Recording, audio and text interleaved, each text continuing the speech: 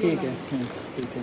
तो Asiatic fluid का procedure में शुरू करने से पहले ना सारा मटेरियल प्रिपेयर करके रखना है, जिससे कि हमको किसी की हेल्प लेने की ज़रूरत ना पड़े और सिंगल हैंडेडली हम प्रिपेयर कर दें सारी चीज़ें। ठीक है, तो हम पहले से ही सारी चीज़ों को प्रिपेयर करके रखने की कोशिश करेंगे और स्टेबिलिटी भी मेंटेन करनी है पूरे प्रोसीजर में। ओके। हाँ, तो हम क्या करते हैं, स्टेराइल, ये हमारा स्टेराइल एरिया है, उस एरिया में हम सारी चीज़ें डाल रहे हैं और आगे जितनी भी चीज़ें ज़रूरत पड़ने वाली हैं वो सारी चीज़ों को हम यहाँ पे रख रहे हैं। ओके। बिकॉज हमें पता है कि आगे हमें क्या ज़रूरत पड़ने वाली है, इसलिए ये पॉसिबल है सब। ओके।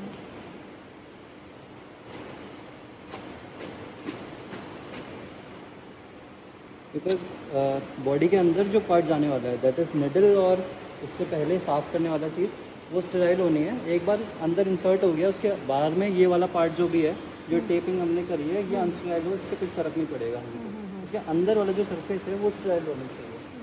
ठीक है, तो हमने एक बार ये कर लिया और हम एक ग्लव्स को पहन सकते हैं।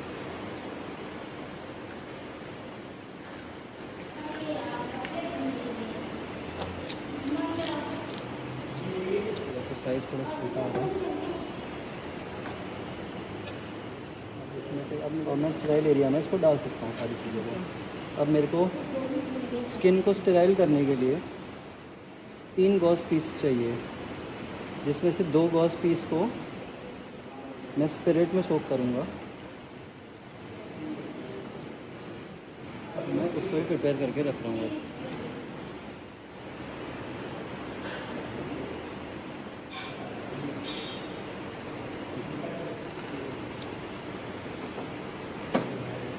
ये थोड़ा चीज़ में मेरे को बिटाडिन की ज़रूरत पड़ेगी, तो हम इसको भी रखेंगे प्रिपेयर करके।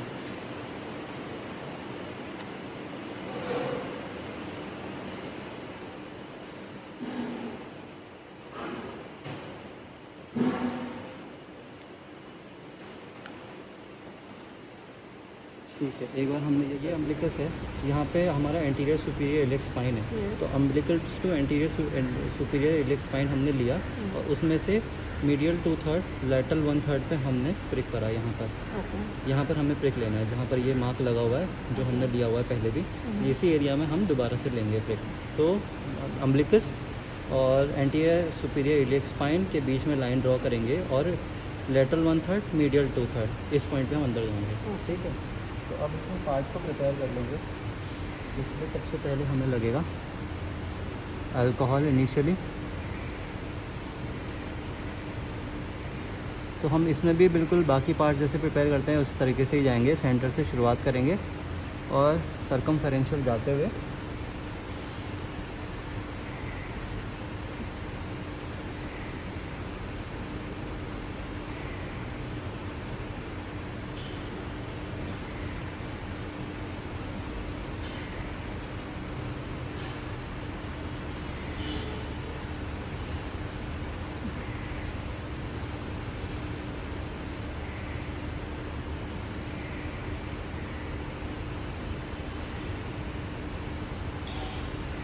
तो अब इतना पार्ट हमारा स्टेराइल हो गया। अब मैं अपने दूसरे हाथ से छू सकता हूँ इस पार्ट को, बाकी हिस्से को मैं टच नहीं कर सकता।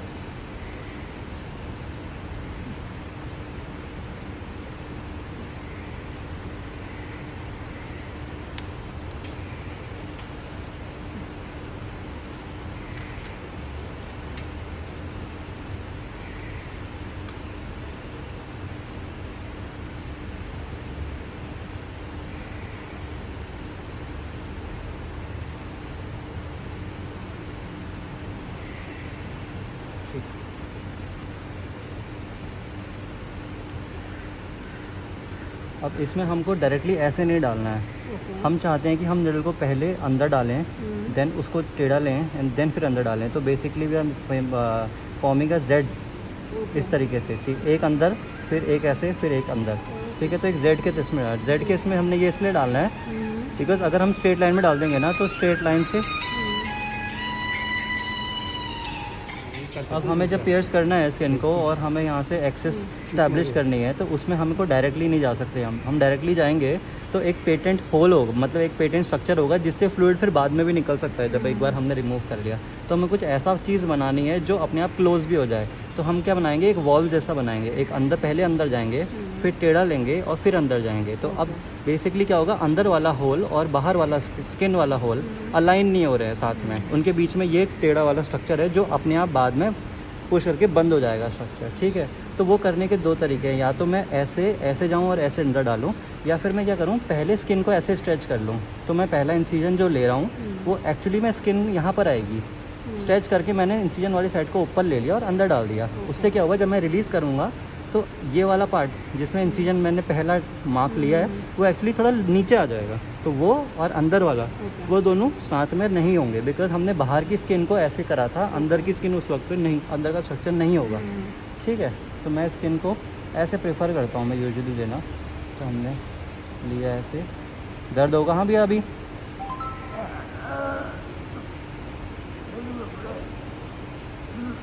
पोजीशन के लिए जीए वगैरह नहीं देते हैं ना? नहीं, कुछ नहीं, जीए तो बहुत ज़्यादा, हाँ इसमें लोकल की भी ज़रूरत नहीं है, जस्ट अ प्रिक ना। हाँ, अब मैंने क्या किया है, यहाँ से मैंने पता स्टैब्लिश कर लिया कि फ्लूइड आ रहा है, अब मैंने यहाँ से स्टॉप कर लिया है क्योंकि मैं इसको नीचे बॉटल में लगाने वाला हूँ।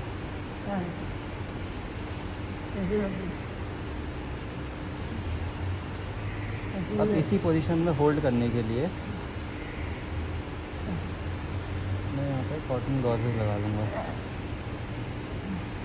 अब इसके अंदर का स्ट्रक्चर जो भी है वो स्टेराइल है, अब मैं इसके बाहर से अनस्टेराइल चीज़ें करने वाला हूँ। जैसे मैंने ये टेप लिया,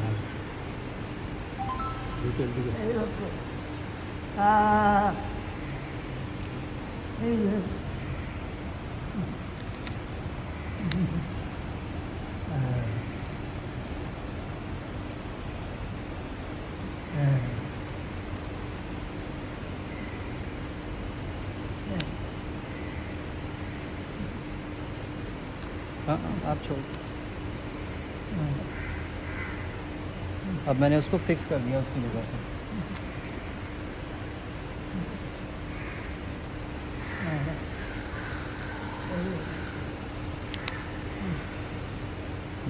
अब वो एक्सेस हमने स्टेबलाइज कर दी है, अब वो हिलेगी नहीं अपनी जगह से।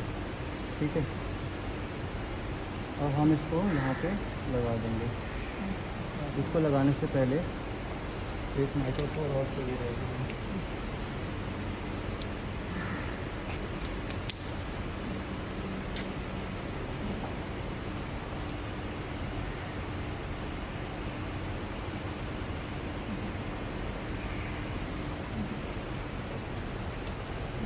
एल्बुमिन जो है प्रोसीजर के बाद दिया जाता है, राइट? एल्बुमिन को हम ना बेसिकली हमें क्या चाहिए, अब हमने क्या किया है,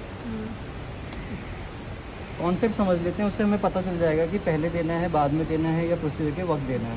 ओके। तो कॉन्सेप्ट कुछ इस तरीके का है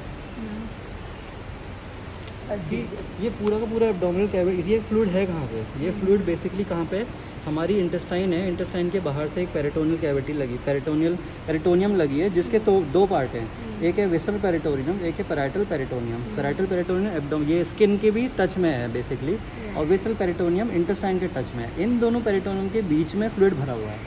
ठीक है, अब यहाँ पे फ्लूइड जो भरा हुआ है उस फ्लूइड को हमने निकाल लिया।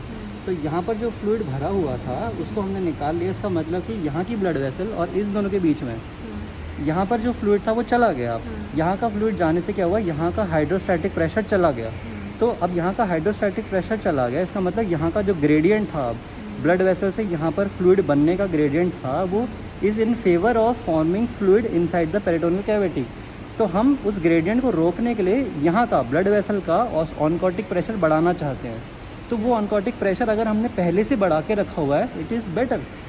तो एल्बुमिन प्रोसीजर के पहले ही दे देंगे अगर, तो इट्स बेटर, क्योंकि ऑनकोटिक प्रेशर बढ़ाना है हमें। एक बार हमने फ्लूइड निकाल दिया, हमने प्रोसीजर के बाद दिया, तो हमने ऑनकोटिक प्रेशर को बढ़ाने में डिले कर दिया। तो इसलिए बाद में ना देखिए, पहले दे दे अगर, जो हम दे चुके हैं पेशेंट को आज मॉर्निंग में, इट्स बेटर। तो पहले दे दो या फिर प्रोसीजर के वक्त दे दो।